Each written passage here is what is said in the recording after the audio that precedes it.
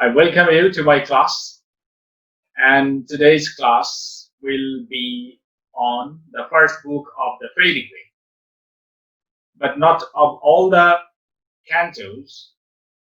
Our discussion will concentrate on the first canto of first book of the Faerie Queene. And at the very outset, I like to share my screen with you. I have prepared some slides for your sake so that you can understand the points that I will discuss now. First of all, just look at this slide, the Faerie Queene. The Faerie Queene, Book 1, Canto 1. This famous book is produced by Edmund Spenser. Now, Edmund Spenser was born in 1552 or 1553. Actually, this year is a matter of confusion. And we call him an English poet because he was born in England. And he was a contemporary of the university wits like Ben Jonson, John Webster, then Thomas Keith. And he is also a contemporary of our great poet and dramatist, William Shakespeare. And this, the Faerie Queene, is an epic poem. And it is also called a fantastical allegory. And this poem is dedicated to the celebration or celebrating the Tudor dynasty and Elizabeth I, that is Queen Elizabeth. It is dedicated to the glorification. Okay. And Edmund Spenser is recognized as one of the premier craftsmen of nascent modern English verse and is often considered one of the greatest poets in English language. And Spenser is mostly known as the poet's poet. Now, why? Because you know that after the death of Chaucer, Geoffrey Chaucer, he died in 1400. And after the death of Chaucer, there was a decadence in English poetry. And no poet of the status, stature, and intellectual faculty of Chaucer was born in England till Edmund Spenser. So England had to wait for 170 years for a poet of the status and of the poetic faculty of Chaucer. And after 170 years, the poet whom we meet is Edmund Spenser. So Edmund Spenser is a poet's poet. Now, the Faerie Queene, you know that Faerie Queene has got 6 books. Though it is said that Spenser had an aim, or he had a purpose of producing 24 books of the Faerie Queene, but he could finish only 6 books. And it is also said that he produced 12 books. But while he was in Ireland, and you know that he was appointed governor of Ireland by the Queen Elizabeth, and while he was there, one day the rebels set fire on his house. And on that very night, his wife gave birth to a child. And with much difficulties, Edmund Spenser, along with his ailing wife, somehow managed to escape the fire. And very unfortunately, It is said that six books of the Faerie Queene were left in the fire, and only six books were rescued by Spencer. That is, Spencer could escape the fire with six books of the Faerie. So the Faerie Queene that we read today is an incomplete text. Okay? And the books 1, 2, and 3 of the Faerie Queene were published in 1590. And then, together with first three books, fourth book, fifth book, and sixth book were published in 1596. And while we read this Faerie Queene with all these books, then we find that it is one of the longest poems of English literature. It's one of the longest poems of English literature. And because of its voluminous size and because of its chivalric subject matter, or because of its royal characters, we call it an epic poem. We call it an epic poem. Now, I like to give you some ideas about epic. The Faerie Queene is an epic, but it is not of the status of Milton's Paradise Lost, or it is not of the status of Iliad or Odyssey. Iliad and Odyssey, these two great epics, were written by Homer, the Greek poet, and it is not an epic of the status of Ramayana or Mahabharata. The Mahabharata is also an epic of this subcontinent, and Ramayana is another epic. But Faerie Queene is not an epic of the status of all these epics that I have already mentioned. So why? Many people call it a romantic epic, and some other people call it a hybrid epic. So why? Because we find a mixture of romance and epic in this text. A mixture of romance and epic. For that reason, we call it a romantic epic. So what is a romantic epic? A romantic epic is a combination of epic and romance, remarkable for our fantasy kingdom. So we find our fantasy kingdom here. The world that is produced by the poet in the Faerie Queene is a romantic world. It is the world of impossibility. It is the world of improbability. It is the world of spirits, magic, magician.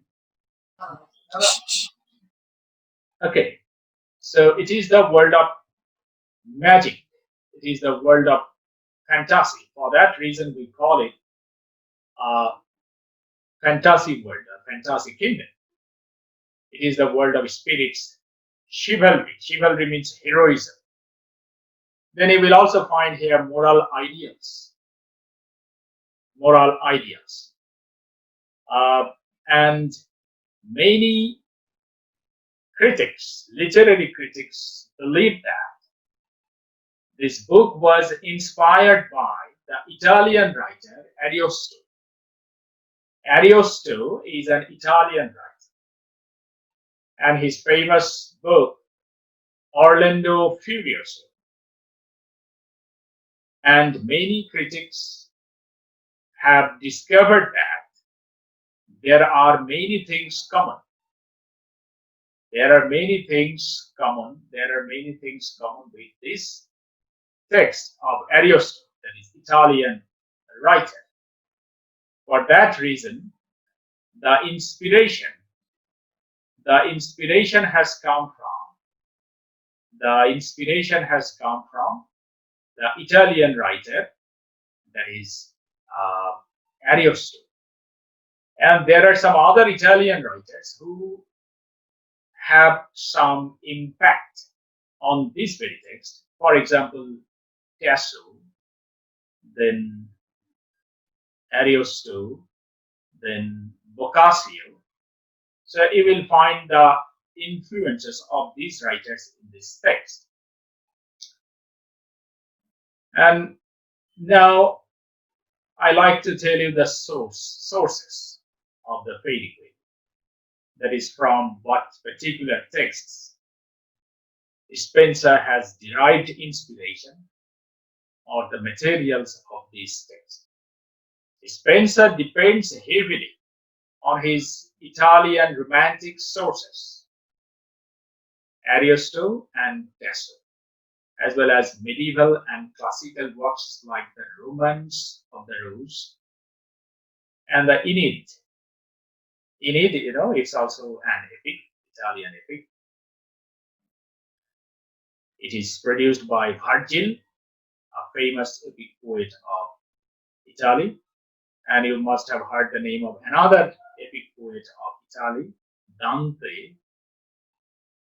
So these are the greats of Italian literature or Roman literature. It is Spenser's blending of such diverse sources. That is, Spenser has derived elements from all these writings and all these writers, and he has accumulated all these things or amalgamated all these things in his writing, that is, in his The Faerie Queene. He is able to take images from superficial romances, courtly love stories. Courtly love stories means the stories in which we find the lover courting the beloved, and the lover, with sugar-coated words, tries to win the heart of the beloved. And you must have heard the name of Petrarch, an Italian poet. And Petrarch introduced this very subject matter of courtly love. And Spenser has derived this element from Italian writers also. And tragic epics alike and give them real importance in the context of the poem.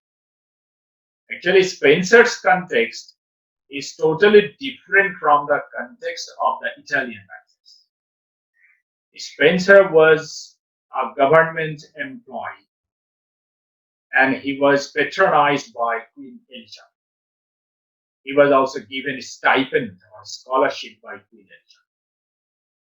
So he thought that he had to express his gratitude to Queen Elizabeth. So out of this zeal or out of this urgency that he felt for Queen Elizabeth, he produced this Faerie Queene.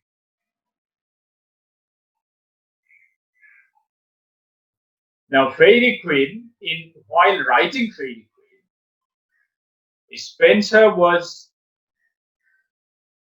inspired by the theology, Christian theology. And we know that Spenser was a Protestant. He was a Protestant Christian. And for that reason, he wanted to reflect his theological belief in his text, that is the Faerie Queene. So Spenser was influenced by the classical conception of the four cardinal virtues. Four cardinal main virtues. Number one is fortitude. Fortitude means bravery, then temperance, then justice, and then prudence. Prudence means the wisdom of taking right decision. Then temperance, that is, you should have control upon you, then you should have the ability to make judgment or distribute justice among the people. And you should have the fortitude, or you should have courage to face the evils of your surroundings. So these are four cardinal virtues. Okay. And these virtues inspired Spencer. He was also inspired by the Christian tradition of three theological virtues. That is faith, hope, and charity. That is, you should have faith in God or Trinity. This is Christian belief. Then you should have hope. That is hope for the mercy of God. Even in utter disaster or calamity, you must not lose hope. Losing hope is a sin. So you have to keep your hope up. And then charity. Charity means you should be kind to others. You should be charitable to others. You should be merciful to others. But in the Faerie Queene, his treatment of the virtue becomes his own synthesis of these traditional concepts. We know that a great poet is a great innovator. A great poet is not a man who blindly copies others. A great poet collects materials from his surroundings. He collects materials from history. He collects materials from literature, from theology. But while he works with all these materials, he produces a new thing. He produces a different thing. That is called innovative power of a writer. A great poet is a great innovator. He is not a copier. He is not a blind imitator. You must believe it. We find intertextuality. Intertextuality means mixture of different texts. But while a great writer gets all these things mixed together, or while he brings about a fusion among all these things, then he produces a syncretic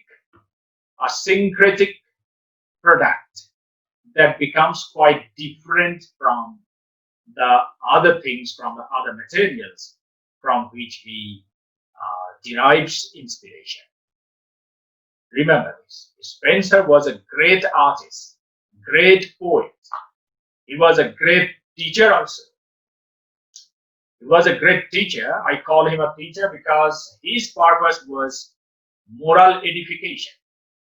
He wanted that after reading his poem, his readers will have moral edification. Edification means purification. While you will read the poem about these cardinal virtues, that is about fortitude, temperance, justice, prudence, while you will read the poem about faith, hope, and charity, then it will be a different man. It will be a different reader. That is, before reading this text, you were a different man. And after reading this text, while you have finished this text, you will be a different kind of person. That was Spencer's motto. That is, his purpose was moral edification. And you must have read the Paradise Lost. Milton's purpose was also like that. He wanted to teach his readers. And for that reason, it is said that Milton's spiritual father was Spencer. That is, Milton derived inspiration from Spencer, or Spencer's Faerie. Now, I like to say that this Faerie Queene is a great allegory. It's an allegory. Now, what is an allegory? Allegory, this very term has been derived from a word, allos. Allos means disguise. Allos means disguise. So allegory is a figure of speech. And it describes one thing under the disguise of another thing. It tells you a story, but under its mask, you will find another story that is called allegory. So, Faerie Queene is an allegory, but it has got different layers of allegorical meanings. You can read it as a political allegory. You can also read it as a moral allegory. You can read it as a historical allegory. You can read it as a theological poem, or you can read it as a romance. So this poem has got different layers of meanings and different corners of perspectives. It has got different windows. It has got different openings, and each opening gives a distinctive view or spectacle. So you have to look through different windows for different meanings of this text. I will discuss all these things in detail while I will tell you the story of the first book of first canto of the Faerie Queene. Spenser is a great master of English language. He is a great master of English language. Actually, you must not forget that a great writer is also a great creator and innovator of language. If you think of our Rabindranath Tagore, before Tagore, the Bangla that we read in Tagore, Bengali language that you read in Tagore, was not available before Tagore. Bangla of Madhusudan Datta, Bangla of Bankim Chandra or Ishwar Chandra Vidyasagar is not similar to Bangla, the Bangla language that we find with Rabindranath Tagore. Tagore's Bangla is different from that of his predecessors. Tagore not only created literature, he has also created language. So a great writer is a creator of language also. If you think of our Kazi Nazrul Islam, he has brought numerous words from Arabic language, Persian language, Urdu language. He has brought all these things to Bangla language, and he enriched Bengali language. You know it. So Nazrul is also a great master of language. And Spenser is not different. He is also a great writer, and he has produced some new techniques of English language. For example, the stanza form that Spenser has produced in this text is totally unique. While you will start reading this text, you will find that this text is divided into stanzas. And in each stanza, you will find 9 lines. And each line is written in iambic pentameter. And the rhyme scheme, if you think of the rhyme scheme, or if you think of the flow of melody of this stanza, you will find that Spenser has very mathematically created this stanza form, that is AB, AB, BC, BC, C. That is the last sound of each line. If you think of the last sound of each line, you will find this mathematical calculation, or you will find that very sound matches this rhyme scheme, that is AB, AB, BC, BC, C. Okay, and Spenser is also called a creator of English sonnet. Spenser has produced 79 sonnets, and he has innovated the rhyme scheme of his sonnet. He has not blindly followed Italian sonneteer Petrarch. He has invented a new form of sonnet, new rhyme scheme of sonnet, and that is evi evi, visi visi, city city, e. This is the rhyme scheme of Spenserian sonnet. Okay. So Spenser is a great master of science. Moreover, he has produced images, and it is said that Spenser is the first successful poet in English literature who has produced a romantic world in the canvas of a poem. Before Spenser, no poet could produce or could create such a romantic world that we find in Spenser's The Faerie Queene. So Spenser is also a great master of romanticism. Spenser is a great master of romanticism because he is the first successful poet in English literature who has produced a romantic world in his poetry. So stanza form that we find in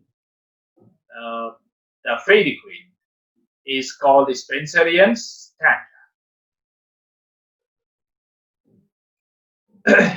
Now, I like to draw your attention to the major characters of the first book of the first canto of first book of the Faerie Queene. The major characters. The major characters are Gloriana. Gloriana is the Faerie Queene. Then the Red Cross Knight, the protagonist of the first canto, and he is also the protagonist of the first book of the Faerie Queene. As we have only the first canto in our syllabus, I like to concentrate on the first canto. Then Yuna, we may call her a heroine, and then Dwarf and Monster Error, and Archimedo, the magician, a vile magician. These are the major characters of this text. Now, Gloriana, as I have already told you that it's an allegorical text, and it is also called a political allegory. If you think of this text from that very perspective, that's from political perspective, then you may think that Gloriana, this very character, is an allegorical representation of Queen Elizabeth. And Gloriana, this very name has got a connotation. It has got a meaning. Gloriana means the glorious one. That is, Edmund Spenser has called the Queen of England, that is Queen Elizabeth, a glorious queen. Because you know that during the reign of Queen Elizabeth, England was thriving materially, and the British navigation was spreading all over the world. British navigation developed a lot, or British mercantile activities spread in Caribbean seas, and it also spread in Mediterranean Sea. And economic development was very rapid during the reign of Queen Elizabeth. Moreover, politically, that her regime was a stable, comparatively stable one.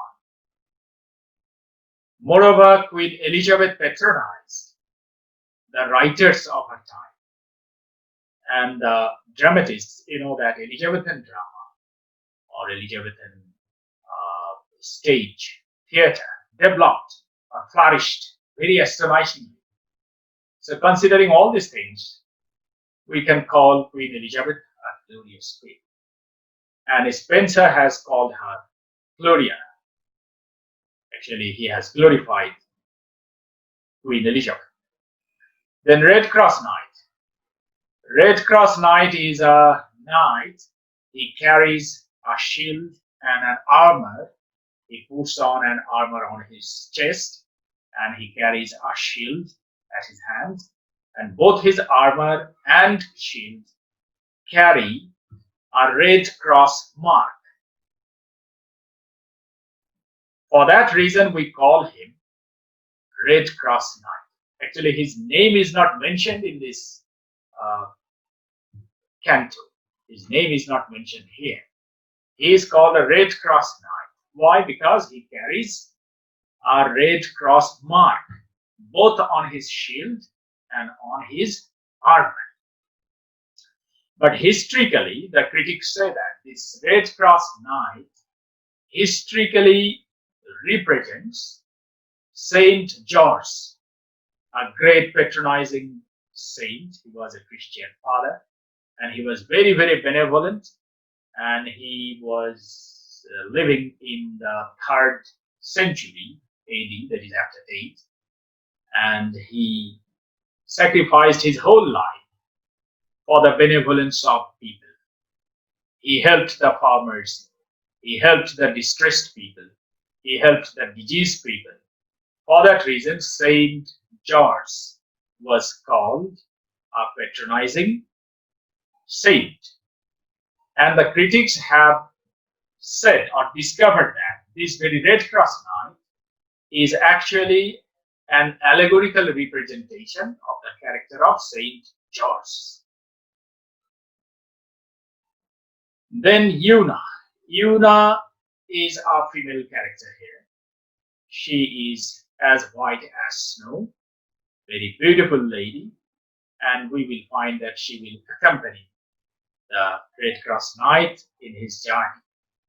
And if you start reading this text at the very outset, you will find that Una, who looks very gloomy, comes to Queen Gloriana with a supplication.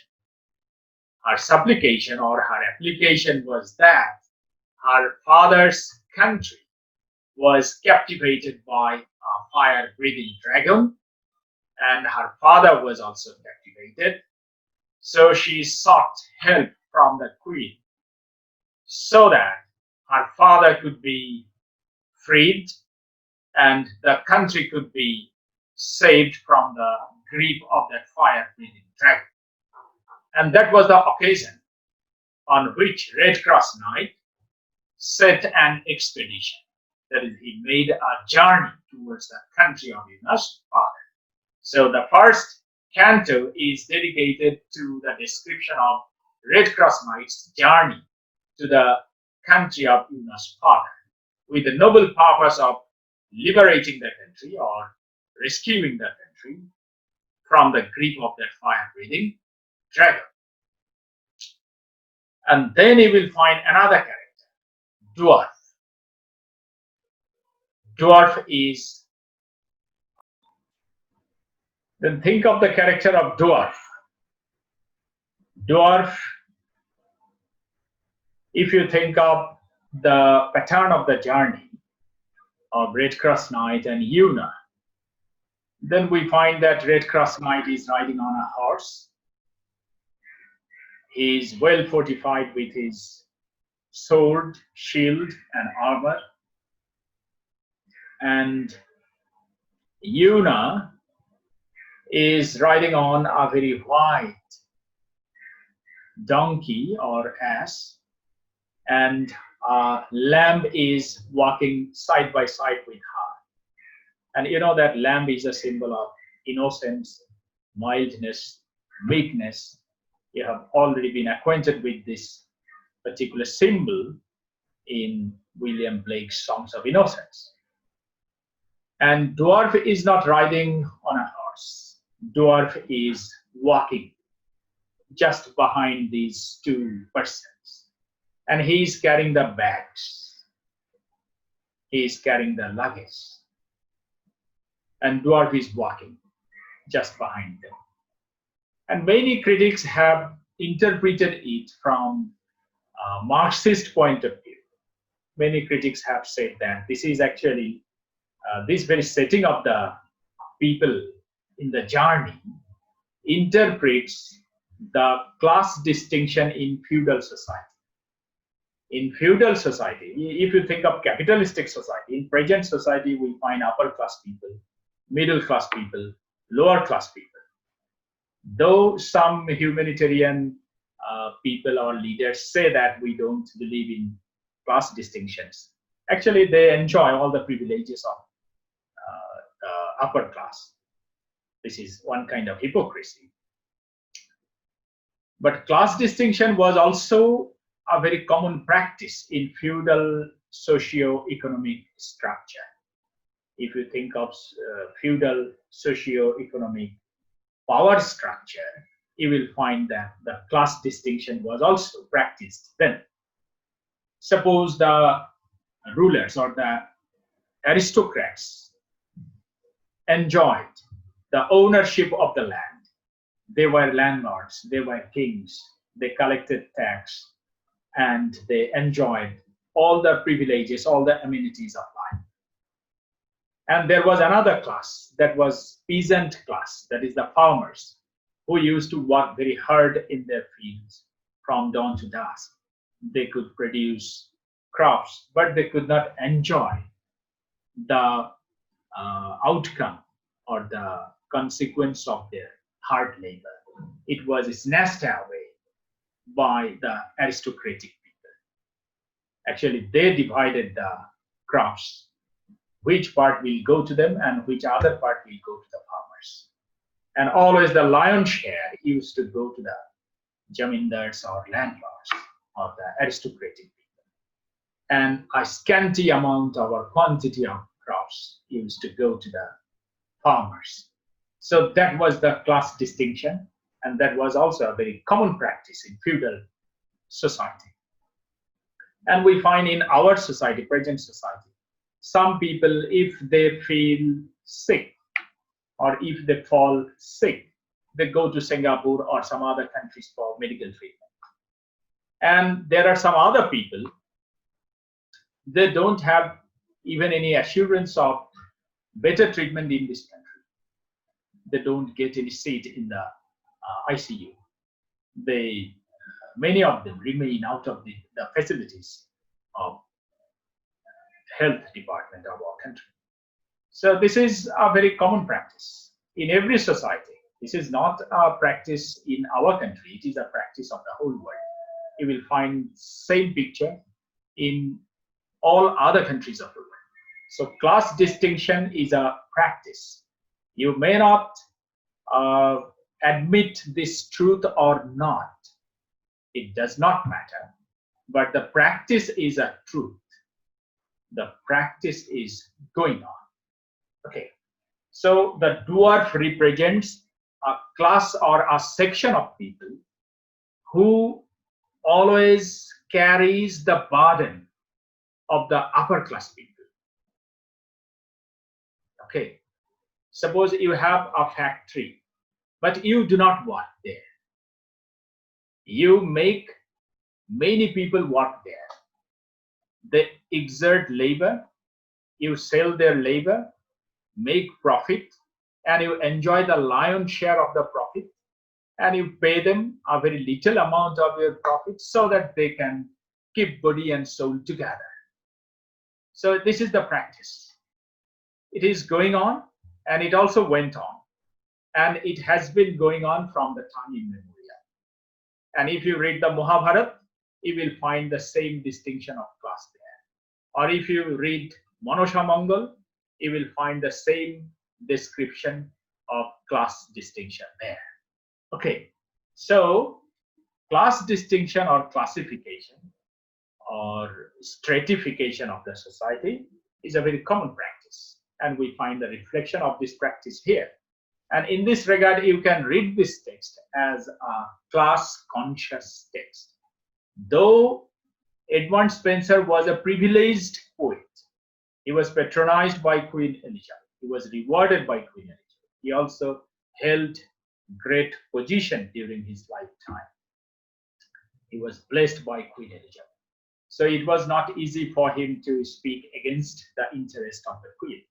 But allegorically, we may interpret it positively that Spenser as a great writer, feels this responsibility to, to bring this truth to the readers. Most probably for that very feeling or for that very hours, he has brought this very particular aspect of the society to the notice of the readers. So dwarf is following these two persons, and there is another character, monster errant. It's a supernatural character because the appearance of monster errant that has been portrayed here does not go with the order or the order of the nature around us. For that reason, we call it a supernatural being. And then Archimago, a notorious magician. Okay, Archimago is a notorious magician. Now, I like to tell you something about the story of this text, and then I will go to the themes. That is, what particular themes have been incorporated into this text. I will tell you about those things afterwards. At first, I like to tell you the story in brief.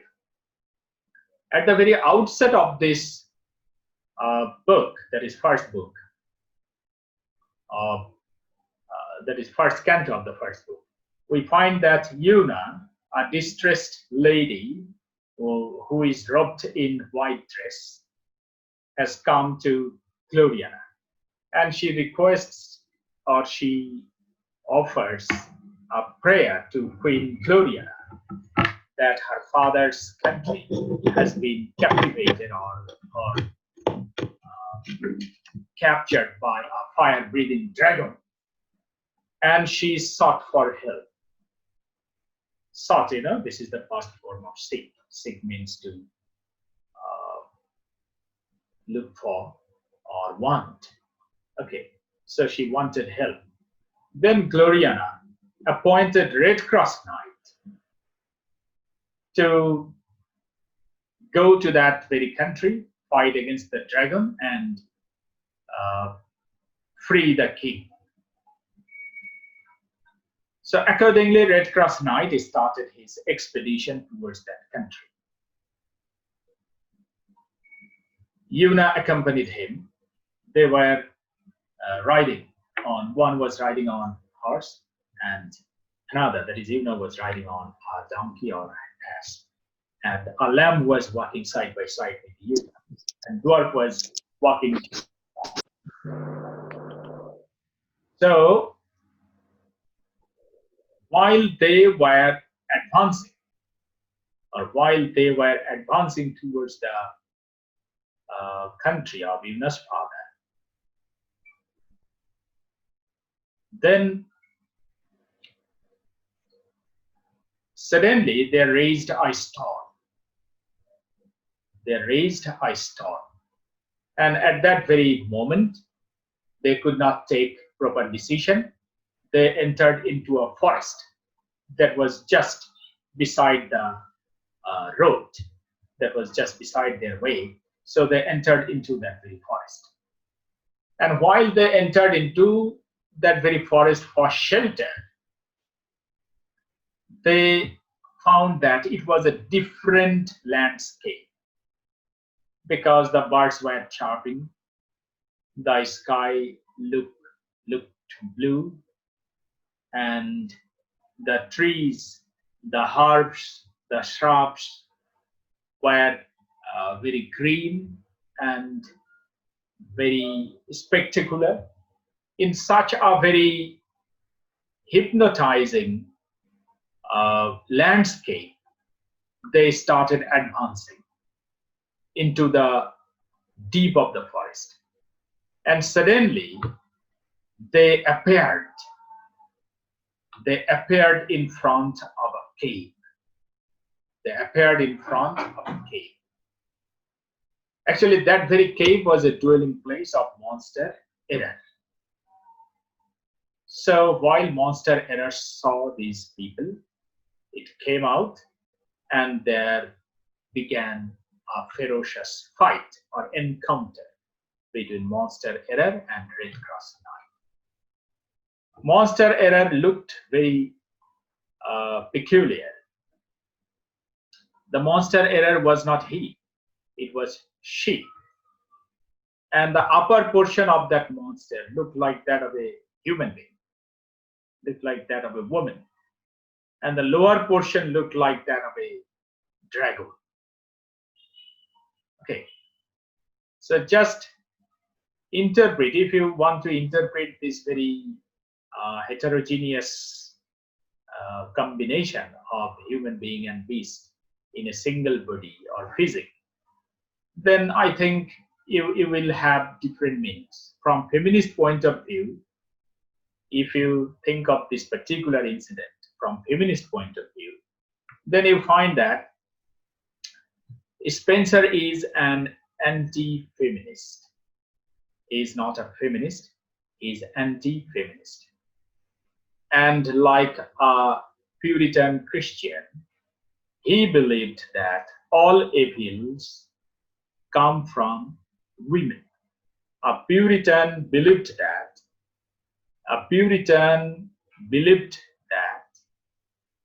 man is an agent of a woman and a woman is an agent of Satan. That was a Puritan belief. Don't take it otherwise. It is not my view. That is the Puritan view. I am quite against this view. So anyway, this very Monster Error attacked Red Cross Knight. A ferocious battle started. And at one point, another point I just like to mention, this Monster Error had numerous progenies or numerous offsprings. And all the offsprings were inside her mouth. And as soon as Monster Error started to fight, the progenies or the offsprings came out of her mouth and they took shelter, safe shelter. So anyway, fight began. And at one point, we find that Monster Error took Red Cross Knight in its grip.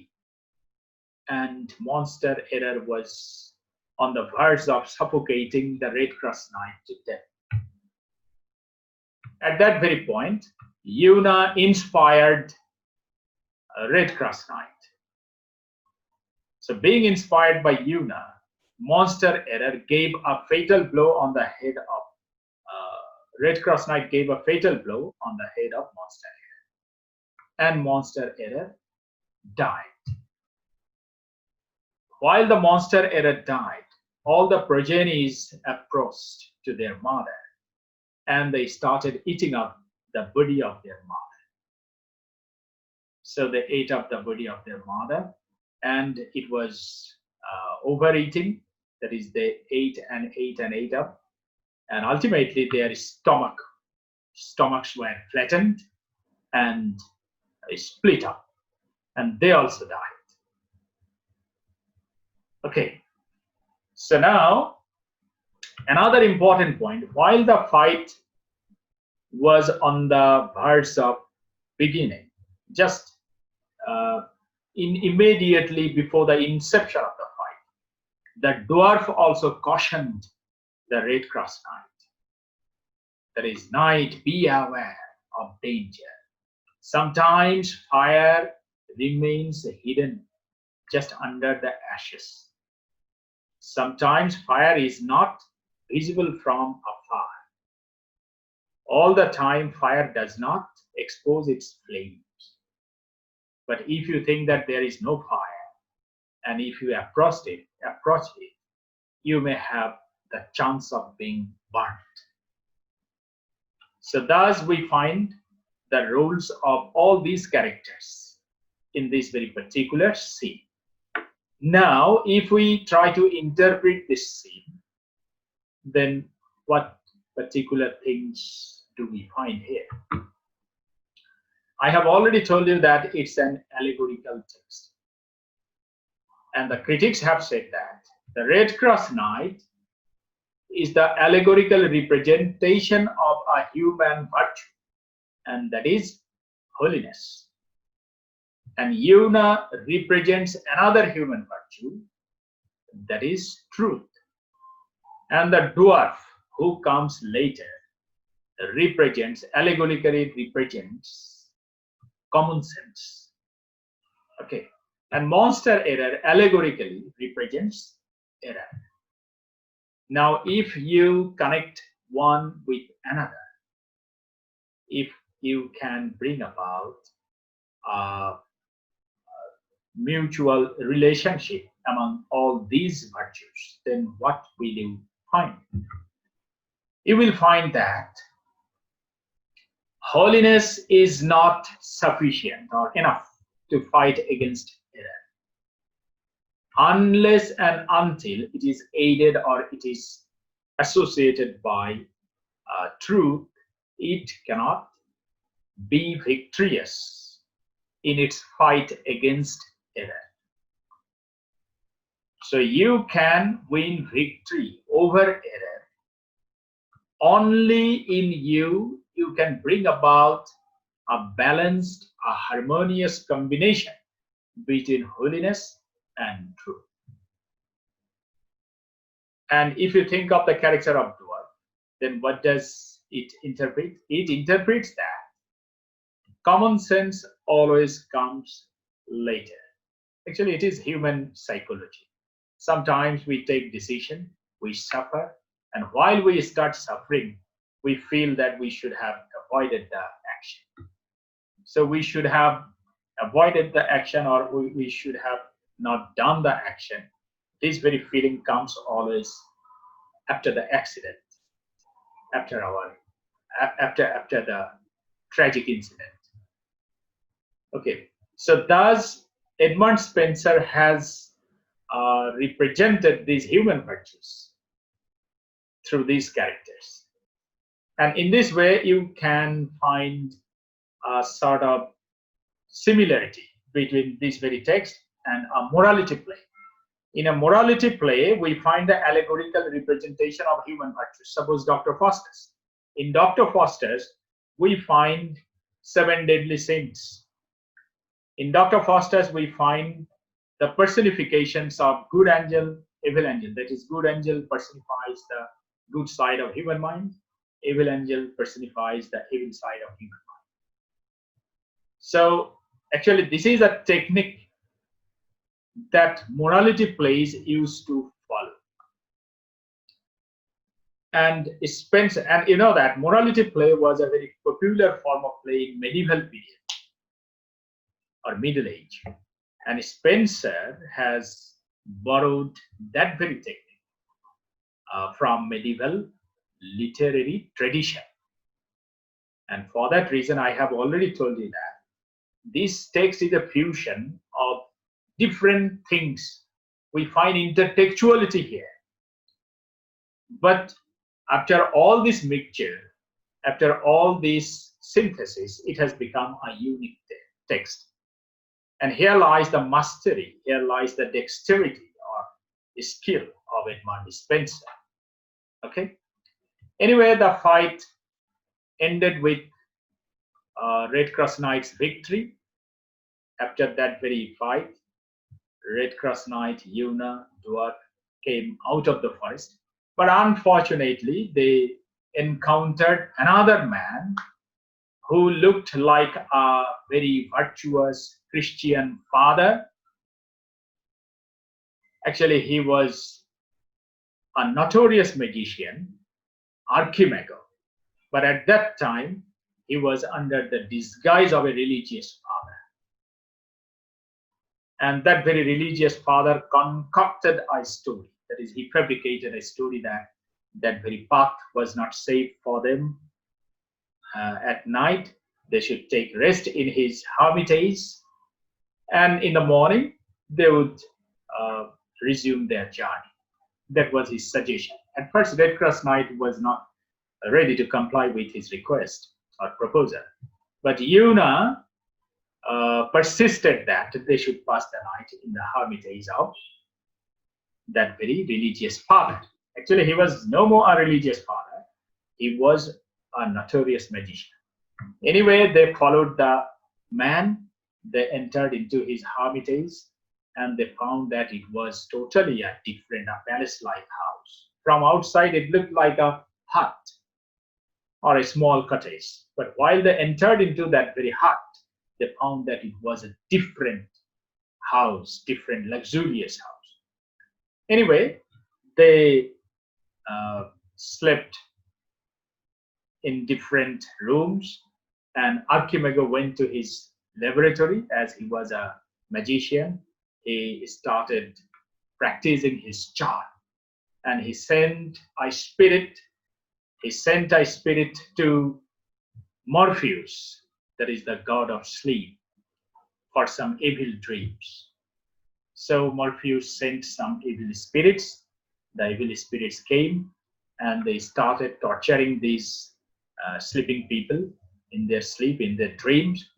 And Red Cross Knight was also beguiled or befooled by the spirit. That is, one spirit took the or assumed the disguise of Yuna and came to Red Cross Knight's room and proposed him for sexual relationship, but Red Cross Knight avoided, and he thought that Yuna was not a good woman. Actually, it was all the trick. It was all about the tricks of Archimago. Yuna was really a very good woman, and Red Cross Knight misunderstood her because he could not reveal or uncover the notorious practice of Red Cross of Archimago. Anyway, in the next morning, we find that Red Cross Knight, out of resentment or out of anger towards Yuna, he left the hermitage, and Yuna, while woke up from sleep and discovered that Red Cross Knight was not there, then she was actually very, very sad, and she followed Red Cross Knight, though it was not possible at that time for her to reach him immediately. And that was the end of the story of first canto of the first book of the Faerie Queene. Okay, now I like to tell you about the theme. This is the last point of our discussion today. So what themes do we find here? You know, themes and subject matter, that is summary, are not same. Theme may be a single word. Suppose if I ask you about the theme of As You Like It, you may say, sir, love making or love. Love is the theme of As You Like It. Yes, it is one of the themes of that text. Okay, so theme may be a single word also. Now, what are the themes of the Faerie Queene? In book 1, we find the allegorical journey of Red Cross Knight. Red Cross Knight is allegorically representing holiness, a human virtue. And this poem concentrates on the themes of Protestantism versus Catholicism. You know that Red Cross Knight, while Red Cross Knight gave a fatal blow on the head of the monster head, it vomited some old books and papers and scriptures. All these scriptures are the scriptures of Catholicism. That is, Edmund Spencer means to say that Catholicism is full of errors, and Catholicism lives in the stomach or lives in the womb of error. So why does he say so? Because he was a Protestant. Spencer was a Protestant Christian. For that reason, he thought that Catholicism was full of error, and that he has portrayed in the fight or in the encounter between Red Cross Knight and Monster. So Protestantism versus Catholicism. It is one of the themes of this first canto of the first book. Then Christian humanism. Humanism, you know that after Renaissance, humanism was inspired. Suppose Red Cross Knight is making a journey. Why? Because of a humanitarian urge. He wants to help a king who is now distressed. He wants to help a king who is now ousted by a fire-breathing dragon. So Christian humanism is another important theme of this text. And another theme is chivalric society, that is the society of the heroes and social classes. And now another important theme that is related to the purpose of Edmund Spenser. It is about moral edification. That is, Spenser wants that his readers, after reading this text, will have moral edification or purification of their mind. Okay, that Aristotle in his Poetics has said catharsis. Catharsis means edification. That is, after enjoying a tragedy, you will have some corrections of your mind, corrections of your attitudes. That is called catharsis. Okay, so these are the themes of this text. So I think you have got some important points, and I believe you have got what I have already told you. Now I like to invite your questions. Now you may please ask me some questions. If you have any question, please ask me.